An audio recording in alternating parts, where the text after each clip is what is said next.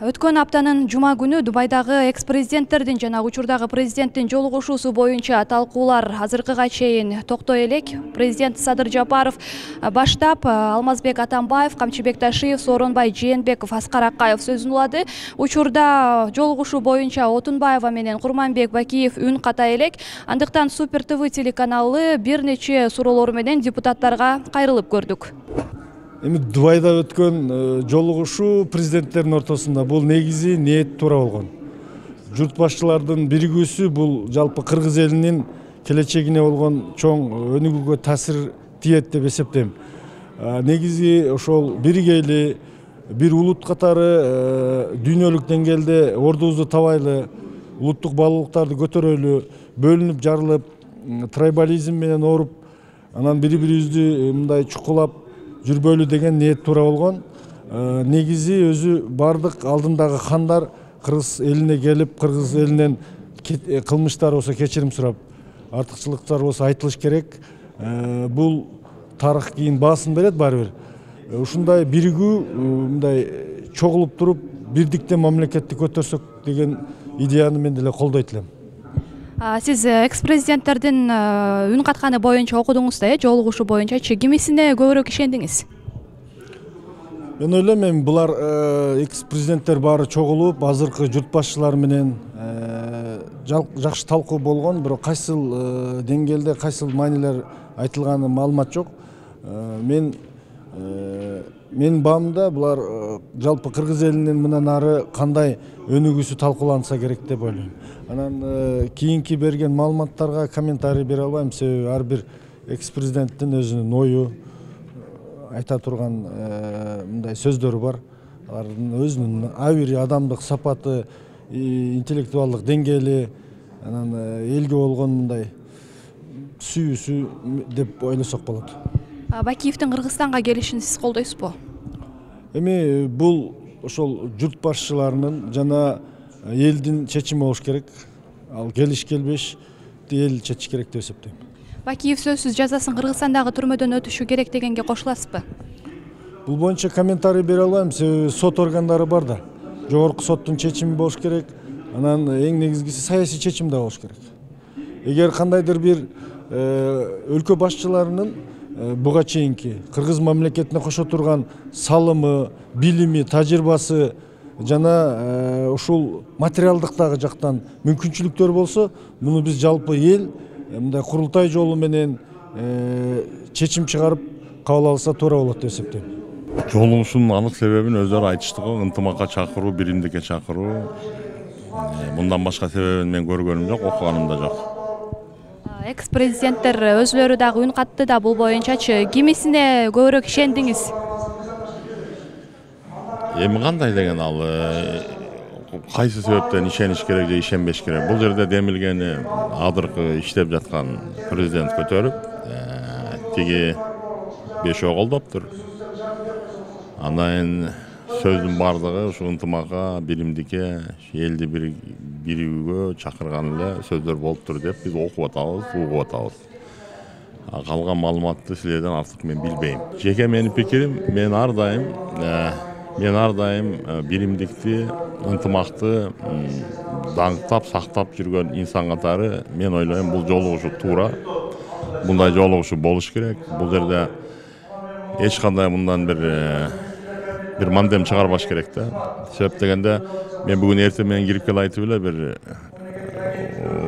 ушу сыйлуу баягы ыйман жолунда жүргөн киши менен сүйлөшсөм, ал айтат, намаз окугандан дагы, ажыга баргандан дагы эки адамды элдештирип, бириктирип койгон бийик экен. Мен жашоом ошондой. Мен дагы кайда жүрбөйүн, бирөө жарым кишине түшүнбөстүк алып кетсе, же бирөө жарым бири-бири менен сүйлөшпөй калса, ошолорду ынтымакка чакырууга аракет кылам. Бул менин жеке оюм. Мен ар дайым бул оюмду карманам. Бакиевдин Кыргызстанга келишин колдойсузбу жок? Аны мен юристмин да. Аны сот аркылуу сүйлөш керекпи дейм. Бирок Бакиев аркылуу чыгарылган өкүмдөрдүн бардыгы юрист катары айтайын, ал мыйзамсыз, анын катыштуу жок. Бизде мыйзам бар. эч бирдеги айыбы өзүнүн катышуусунда угулуш керек. Айыбы угулуп качып кеткен болсо, андан кийин сырттан соттосо болот. Эми бул биздин мамлекеттеги сот системасы буга кандай көз караш менен карайт, мен ага кепилдик бере албайм. Эгерде келип өзү айтып жүрбөйбү, мен эл аралык соттобу же кайдабы соттошконго даярмын. Келип ушу сотто көп жоопсуз калган суроолорго жооп берип кетсе жакшы болмок. Бакиевдин мисалы үчүн биринчиден мен айттым го, мыйзам катары күнөөсүн далилдеш керек. Бирок президент катары ошол күнү болгон окуяларга ал түздөн түз жоопкер. Бирок аны мыйзам катары далилдеп бериш керек. Дубайдагы экс-президенттердин жолугушуусунун анык себеби эмне деп ойлойсуз? Мен катыша албай калдым эле, убактым болбой. Ошого мен билбейм эмнеге ошо болгон. Чай ичкени, тамак ичкени. Бул тамаша сөз. Чынында эми президент айтканга ишенсе, ушу ынтымакка кадам деп эсептеп атат да. Балким ишениши мүмкүн. Мен үчүн ал ынтымакка кадам деп баалабайм. Өздөрүнүн ортосунда чыр чатактарды бирдикке алып келгенге же кучакташканга же кол беришкенге балким жол ачылат. Ал эми мисалы үчүн Аскар Акаевди же Роза Исаковна же Сооронбай Шариповдун артынан күчтөр турат деп андай кылбаш керек да. Негизи бийлик тынч жол менен алмаш керек. Негизи жанагы бийлик өткөрүш керек. А бизде тарыхыбызда 31 жылда сой кеткен жетекчи жок да. Ошондуктан кадам катары аракет катары караш керек, бирок максатына жетти жетпеди мен билбейм. Бийликте тургандардан сураган мактап чыгат алар. Анан ар бир экс-президент өзүнүн версиясын айтып атат да жолугушуу боюнчачы. Сиз кимисине көбүрөөк ынандыңыз, ишендиңиз? Мен билбейм кимге ишениш керек.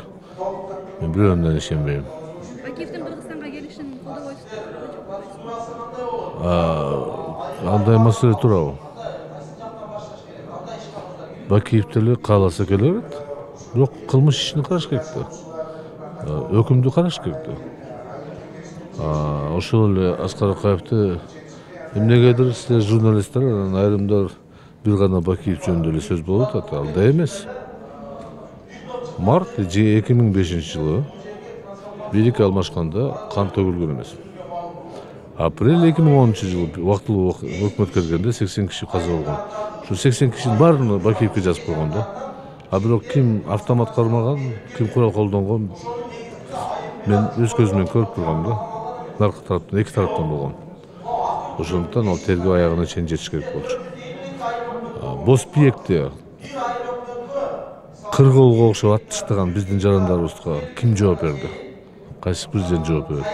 Ушул залда депутаттар чырылдап айтпадыбы? Токтот, Азимбекти чыгар, камакка калба, эл менен тамашалаба деп айтпадыбы ал кишилер?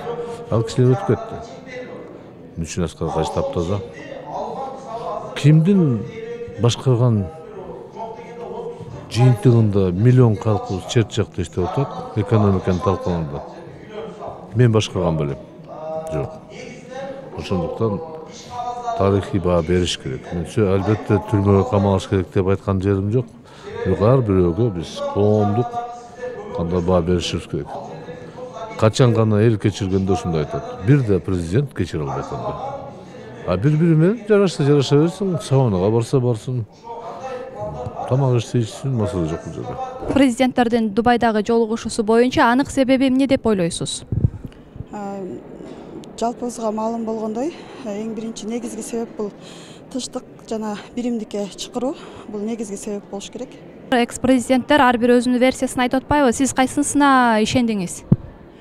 Мен эми биздин өлкө башчыбыз башында эле айткан, пресс-службасы айткандай, эң негизги максат баарын жыйнап Кыргызстандын туруктуу өнүгүүсүнө, бул биринчиден бизге биримдик керек. Азыркы убакта өзү дүйнөдөгү аябай кырдаал кооптуу. Ошого биз биринчи биригип, ынтымактуу, тынчтык болсо деген версиясы мен үчүн эң негизги да, маанилүү. Бакиевдин Кыргызстанга келишин колдойсузбу же колдобойсузбу? Эми Бакиев Кыргызстанга келгени менен ал мыйзам чегинде жооп берет да. Мыйзамдын алдында президент болобу, жөнөкөй карапайым башка жараныбыз болобу, мыйзамдын астында биз баарыбыз теңбиз. Мыйзам чегинде өзүнүн жоопкерчилигине берет.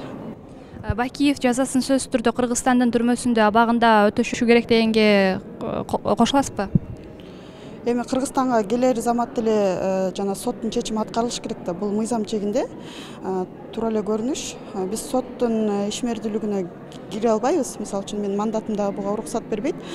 Бирок эми өзүмдүн жеке пикирим, сот кандай чечим чыгарса, ошону аткарыш керек.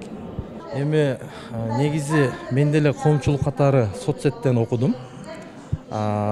Жеке ал боюнча мен өзүм да жеке баракчаман өзүмдүн пикиримди билдиргенмин. Менин жеке пикирим боюнча бул өтө чоң бир сөз менен айтканда бир эрдик деп билем. Бул өтө туура кадам деп билем. Биздин урматтуу президентибиздин бул кадамын мен ушунчалык бир эрктүү, айкөлдүк сапатын баалагандай сездим өзүм. Эми кандай болбосун биздин ушул күнгө чейинки 30 жыл аралыгындагы президенттерибиз убагында ар бир урматтуу болгон. Эми адамдык сапат менен ар кимдин кемчилиги бар, ар кимдин плюс минусу бар. Бирок эгерде мыйзам буза турган болсо, мыйзамдын алдында ар бири жооп бериш керек. Бирок эми ал жерде баягы уголовный жумуштары барбы, иш козголгонбу, кандай болбосун, ар ким мыйзам алдында жооп берет. Бирок буга чейинки биздин урматтуу президенттерибизди чогултуп бир столго олтурган бул өтө чоң эрдик. Бул анча-мынча кишилердин мындай колунан келе бербеген жагдай деп бааладым да мен. Эми эгерде келе турган болсо, мыйзам чегинде жооп берип, кандай күнөөсү болгон болсо, мыйзам чегинде жооп берип туруп, албетте мисалы ар бир адам келгенге акысы бар да. Бирок эми өзүнүн кылган, жасаган кылмышына жараша жооп берет. Кудайдын бир кары түшкөн, Кудайдын бир мындай тандаган пендеси президент болот да. Убагында бар ар бир эле президент урматтуу болуп жүрбөдүбү? Анан эми бир столго олтуруп, бир дасторкондо олтуруп, жүзмө-жүз олтурганы бул албетте мисалы бул жакшы жакка гана мүнөздөшүбүз керек да. Өлкөгө кандай пайда алып келиши ал экинчи маселе. Мисалы буга чейинки президенттер өздөрүнүн жумуштарын жасаган, өзүнүн жумуштарын аткарган бардыгычы. Убагында ким канчалык пайда алып келди, канчалык зыян алып келди, аны өзү убакыт көргөзөт. Бирок ушул күндө алар жалпы мисалы бири-бири менен душман болуп, бири-бири менен кырылышып, эки жаат болуп олтургандан көрө бир столдо олтуруп, мындай тең ата сүйлөшкөнү бул жакшы эле көрүнүш болуш керек. Дубайдагы экс-президенттердин жолугушуусу боюнча жолугушуунун анык себеби эмне болду деп ойлойсуз? Биринчи анык себеби бул эми эртели кеч жолугуш керек болчу да. Себеби дегенде ар бир экс-президенттердин өзүнүн бул жакта тарапташтары бар да.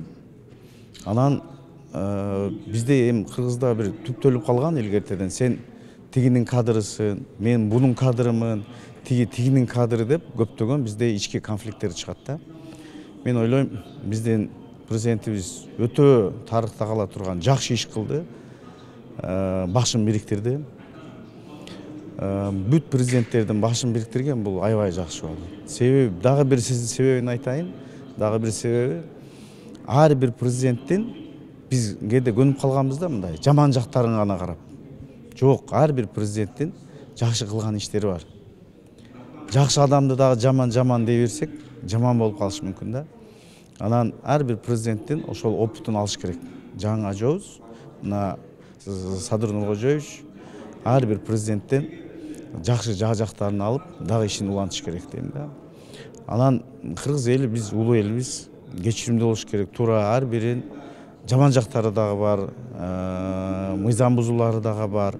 Алар өздөрү дагы мойнуна алып атышат. Ушул иштерди мен туура эмес кылгам деп, Аскар Акаевичтин интервьюсун мен уктум. Ал президентибиз кечирим сурады. Ал эми экс-президентибиз кечирим сурады, уже давно сурады элден. Ушул иштерди мен туура эмес кылганмын деп. Мен ойлойм ар бир президент өзүнүн кемчиликтерин айтып, кечирим сурап элден, бирок жакшы кылган иштерин дагы биз айта билишибиз керек. Бул жолугушуу боюнча президент, айрым экс-президенттер өзүлөрүнүн версиясын айтып жатпайбы? Сиз кимисине көбүрөөк ишендиңиз? Каракаев дагы аягына чейин отурдук, бир дагы келишпестик болгон жок деди. Талаш тартыштар эми болду деди, ал боло турган нерсе да, анан бирок аягына отурушту деди. Мен чынын айтсам, ал жерде болбогондон кийин толук камдуу маалыматты бунусуна ишенем дейиш ал туура эмес да. Эми эртели кеч биздин президентибиз Садыр Нуркожоевич өзү интервью берет, айтат ал жөнүндө. Негизинен мен ойлойм аябай сонун иш болду. Эми азыр бизде коомчулукта чоң талкуу болуп атат. Кээ бирки президенттерди кайра Кыргызстанга алып келиш үчүн эме кылып аттыр, башка себептер үчүн болуп аттыр деп мен ойлойм бул туура эмес. Бул туура эмес. Андай ой жок болуш керек биздин президентибизде. Бирок негизги бул болуп өткөн иш ушул мурунку экс-президенттердин баардыгын чогултуп бир консенсуска алып келип, бир столго отургузуп, бир столдо чай ичкен бул аябай жакшы иш дейм мен. Бул жеке менин пикирим. Сиздин сөзүңүздөн Бакиевдин Кыргызстанга келишин колдойсузбу же колдобойсузбу? Мен Бакиевдин Кыргызстанга келишин колдойм деп айта албайм, себеби дегенде эл чечет. Биз кимбиз депутат? Мен жалгыз депутат эмесмин да. Мени эл шайлаган үчүн мен депутатмын. Эл ою кандай болсо, ошондой болот. Мына Аскар Акаев деле келди, туурабы? Эл башында ар түрдүү кабыл алды, но туура түшүнүштү. Мен ойлойм ар бир Кыргызстандын жараны, экс-президент болбой эле койсун. Мына мен жакында мына биздин Россиядагы жарандадарыбыз түрмөдө отуруп, тиги согуш болуп аткан жерден каза болуп, сөөгүн алып келишти. Ар бир Кыргызстандын жараны Кыргызстанда коюлууга, ушул жерде жашоого укугу болуш керек. Мыйзам бузган болсо соттун астында жооп берсин. Соттун чечими чыксын. Бирок мен ойлойм не то, что президенттер ар бир жаран укугу бар. Ушул жерден кыргыз болгондон кийин, Кыргызстандын жараны болгондон кийин. Эми мен билбейм максат кандай болгон, бирок максат боюнча элди бириктирүү боюнча деп атышат. Бирок бул жерде эң негизгиси эл башкача кабыл алды. Бул Бакиевтерди реабилитациялоо кылуу боюнча. Менимче Бакиев бул жерге келбеш керек. Себеби соттун чечимдери чыккан. Ал мына канча киши каза болду. Менимче президент кечирсе дагы эл аны кечирбейт да. Ушул жолугушуу боюнча экс-президенттер ар бир өзүнүн вариантын айтып жатпайбы? Анан сиз кимдин вариантына көбүрөөк ишендиңиз? Азыр саясатчыларга ишенич жок да. Жок, бири-бирин кечире берсин, бул жакшы, мейли. Бирок эл кечире, ошону биз караш керекпиз да. Мисалы Аскар Акаевдин баштап канча тоноо, коррупция, үй бүлөлүк башкаруу канча болгон. Анын Бакиев учурунда анын баласы канча биякта кылмыш аракеттерди кылган, анын байкеси, анын башка туугандары. Эми кантип ошону кечирет? Эл кечирбейт да. Кандай деп жооп берсем, эки тараптуу жооп бере алам. Биринчи тарап эс адамгерчилик жагын карап турган болсок, бул хадисте жазылганда, эки адам урушуп кетсе, ошого себепкер болуп элдештирип коюш бул соопчулук да. Бул пендечилик деп коет. Бул хадисте бар. Анан бул жакшы эле көрүнүш. Мындан мен эч мындай жаман көргөн жокмун. Бул туура эле көрүнүш деп эсептейм. Ал эми саясатын ала турган болсок, эми кимди кечирди, өзгөчө элдин атынан кечирди же кечирген жок деп бир гана бул расмий тилде айтканда действующий президент гана айта алат да. Ошондуктан эми президенттин айта турган сөзүнө биз комментарий бере албайбыз. Ал киши жөнүндө биз айта албайбыз, анткени биз ага компетенттүү эмеспиз. Негизи жалпы жолунан бул ынтымакка чакырып коюу, мен ойлойм бул жакшы эле көрүнүш. Бул адамгерчилик сапат деп коет да. Анан кийин баягы бурмаланып кичине башкача маалыматтар чыгып атат. Эми ал маалыматтар боюнча далил фактор болбогондон кийин азыр айтыш бул өтө эрте да. Мажолорго мен өзүм сынып пикиримди айтканга айтып атпайм, мен андан алысмын. Мен компетенттүү эмесмин. Кечирип коюңуздар, мен бул сурооңуздарга мен жооп бербейм. Ал боюнча көптөгөн ар кандай талкуулар болуп атат. Ал маселени урматтуу биздин президент Садыр Нуркожоевич так кесе айтпадыбы? Алып келиш боюнча Бакиев Курмансалиевичте бир да маселе көтөрүлгөн эмес, көтөрүлбөйт дагы деп. Мыйзам алкагында ал киши соттолгон деди, ошон үчүн мыйзам алкагында жооп бериш керек деп. Ошон үчүн келет келбейт деп аны эч ким айта албайт. Мен да жооп бере албайм. Буну бүгүнкү күнү өтө бир талкуу болуп атат. Мен жеке пикирим, өзүм жеке пикирим айтсам, Садам Нуркожоевич эми адамдык өзүнүн парызын аткарды деп билем. Бирок бүгүнкү күнү ошо экс президенттердин жолугушуу, бири-бири менен кечирүү бул өздөрүнүн жеке мамилелери да. Жалпысынан бул мамлекетке, биздин мамлекетибизге буга чейинки келтирген зыяндары болсо, же болбосо биздин мамлекетке элдер кечиреби кечирбейби деген бул экинчи вопрос да. Негизи эгер булардын баары башы биригип жалпы кыргыз элинен кечирим сураш үчүн мен айтат элем, жеке пикирим, ар бири бүгүнкү күнү билебиз да, баардыгы акчалуу, долларовый миллионер дегендей. Буга чейинки кетирген зыяндарын, же болбосо буга чейинки өздөрүнүн коррупциялык иштерге аралашкандыгын үчүн мектеп куруу, менден 100 мектеп, менден 100 бала бакча десе, анан кыргыз элин может кечириши мүмкүн деп ойлойм да. Анан жөн эле өздөрүнүн бири-бирин кечиришип алып, анан Кыргызстанга келем деген бул туура эмес деп ойлойм. Жолугушуу боюнчачы экс-президенттер ар бири өзүнүн вариантын айтып атпайбы? Сиз кайсынысына ишенесиз жана ынандыңыз? Мен эч кимисине ишенбейм. Жолугуп, бири-бирин кечирип, бири-бири менен достошкон, булар ар кимдин өзүнүн жеке пикири. Мен жалпы мамлекет үчүн элден кечирим сураштын бир жолун айтып атам, мектеп салып берсин 100дөн.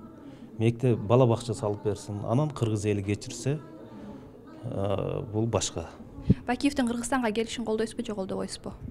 Мен айтып атпайм, кандай кылган малда ошо элдерге, биринчи мамлекетке бир кетирген мамлекетке бир элден кечирим сураш үчүн айтып атпайм, мектеп салып берсин, же болбосо бала бакча салып берсин. Анан эл кечирсе, келе берсин. Мен эч кимисине каршы эмесмин.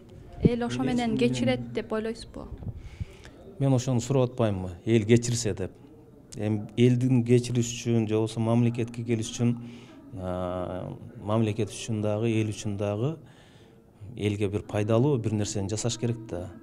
Бүгүнкү күнү канча деген биздин жарандарыбыздын бир туугандарынан, же болбосо балдарынан ажырады, же болбосо мамлекетибиз экономикасы бүгүнкү күнү өтө бир мындай жаман акыбалда турат да. Ошондуктан элдерден кечирим сураштын жолун издеш керек. Ал үчүн мамлекетке биздин келечегибиз болгон балдарыбызга ушундай мектеп, бала бакча бир чоң бир салым салып, анан кыргыз элинен чыгып кечирим сураса, эл кечирсе, бул башка. Кыргызстанда тарыхый окуялар болуп атат. Жаңы бир барак ачылып атат. Президенттин баш мыйзамда жана эл шайлап аткандагы айткан элди бириктир, өлкөнү өстүр, өнүктүр, алдыга жыл деп. Ошол конституция мыйзамдардын негизинде Садыр Нуркожоевич менин оюмча биринчи этапты баштады деп ойлойм да. Биринчи этап болгон, эми экинчи этап может быть жаңы барак ачып атат да кыргыз тарыхында. Манастан бери биз кыргыз Манастан башталат деп коебуз го. Манастан бери келсек деле кыргыз негизи атасы баласына каршы, баласы атасына каршы, бир тууганга каршы деги эле ошо кыргыз бизге ошондой жаратылган окшойт да. Абы көбөш Жакып хан Манасты жерип, анан Семетейди кабыл албай. Анан азыркы нерсе бул кыргыз тарыхында кыргызды алдыга баштоодо биринчи мындай жакшы кадам деп ойлойм. Бул кадамдар уланышы керек. Ушу менен токтоп калбаш керек. Биз президенттен саясий амнистия күтөбүз. Мына бир эки кемпирабад боюнча, башка иштер боюнча жаткан кишилерди да жалпы бир элдик амнистия чыгарып, ошонун негизинде бул кишилерди камактан чыгарып койсун, ушуну күтөбүз да биз. Саясий амнистия бул элди биримдикке, ынтымакка дагы бекемдейт, дагы күчтөйт. Анан президент эмне үчүн андай иш кылды, президент андай укугу жок эле, ал мыйзамсыз, ал тиминти. Эми Дубайдын өзүнүн мыйзамдары бар. Дубай менен Кыргызстандын ортосуна коюлган келишимдер бар. Ошон үчүн нейтралдуу өлкө деп аталат. Курманбек Салиевич эгер Бишкекке келгенде ал камалмак. Соттун чечимдери бар. Дубайда ал камалбайт. Ал Белоруссиянын паспорту менен кирсе керек, дипломатический. Белоруссия өлкөсү аны коргойт. ошондуктан бул иштерди териштирип кереги жок. Биз алдыга карашыбыз керек. Мына итак эле башка президенттер кандай болгонун баары айтып берип атат. Урматтуу туугандар, урматтуу калайык. Президент жакшы кадам баштады. Ошону саясий, жалпы саясий амнистия керек. Ошону улантса, улут кыргыз биригет. Дагы бир нерсе айтып коеюн. Алтын комиссиянын мүчөсүмүн, дагы көп нерсе азыр айта албайм, бирок бир нерсени айтып коеюн. Эгер Садыр Нуркожоевич кааласа, Кытайдын 1 миллиард 800 миллион долларын азыр төлөп коет. Улуттук банкта ошол акча жатат. Эгер азыр кааласа, азыр төлөп коет. Ошондуктан президенттин жүргүзүп аткан саясаты 95% экономикалык жана саясий окуялардын саясий иштеринде мен аны колдойм. 8 тонна күмүш, 45 тонна алтын азыр жатат. Мен эсептеп көрдүм, 3 миллиард 800, 4 миллиард долларга жакын акча болот экен. Бирок азыр төлөп койгон менен жыл сайын акырындап төлөп, бирок калган акчаны экономикага куйган абдан туура болот деп ойлоймун. Ошондуктан экономикалык жактан кичине катачылыктар болгону менен жакшы иштер болуп атат. Саясий жактан да мына жакшы иштердин башын көрүп атабыз. Кудай буйруса, Кыргызды жакшы күндөр күтүп турат. Бир гана коррупция менен алдым, жуттум, элдин акчасын канын ичкен жанакы коррупционерлер менен күрөшүшүбүз керек. Кыргыз Республиканын президенттеринин баары саясий күчтүү адамдар. Аны убагында баарыбыз 54%-тен 80%-ке чейин шайлаганбыз. Биз аларга ишенебиз. Алардын тарапташтары бар, биз аларды сыйлайбыз. Бирок эми ар ким өзүнчө айтат.